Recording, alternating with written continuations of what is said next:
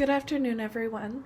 The project I will be discussing is directed towards grades K through 12, but I have modified it to fit grades 3rd to 4th.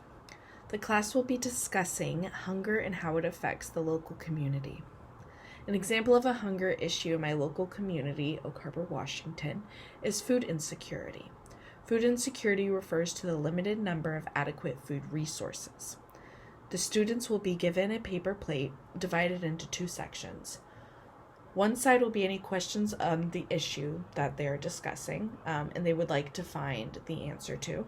The other side will be where they can kind of brainstorm different ways to fix the issue and contribute to the growth of that community. The students will then find the answers to their questions through research, whether that looks like asking different teachers, their parents, their grandparents, or even just researching on a computer. The students will then compare their ideas to each other on food insecurity, and they will collectively come to an agreement on the solution that they think will work the best and that they want to investigate further. The class will each put together their own individual presentation containing all the information that they have gathered, and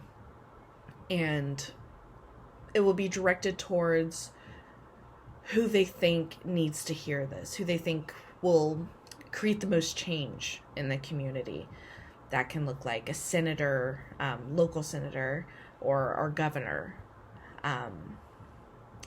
This PBL keeps the students' engagement throughout the lesson by keeping them not only in discussion with each other, but they will become interested in common issues in their community. It starts in hunger, but it could lead to homelessness. Where I live, homelessness is a really big issue. And, from hunger, they could upgrade to homelessness. And how can they help those in their community that are less fortunate than they are?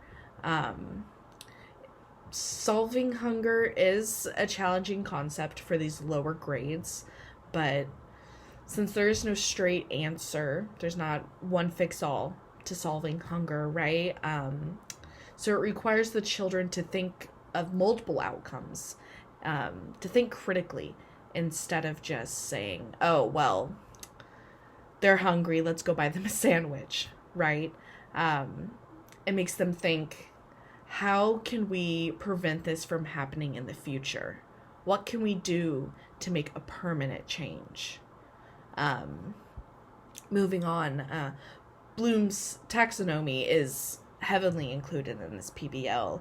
Understand, apply, analyze, evaluate, create. They are all present in this project, right? They must first understand the label food insecurity. What does that mean? What does that entail? Who is in this food insecurity population, right? How does it affect their community? First, they will understand that. Next, they will apply the information that they learned from that first step to make a plan to solve this hunger, to solve the food insecurity. They will apply their knowledge, their newfound knowledge.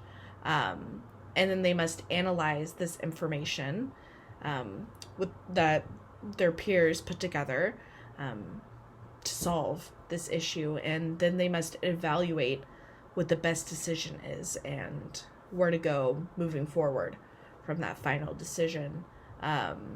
Lastly, they must create a nicely made presentation to show to me, the teacher, but they will pitch it as if they are showing it to someone in more authoritative power, such as a governor, a senator. This assignment will put students into their community, make them active participants in their community, even at a young age.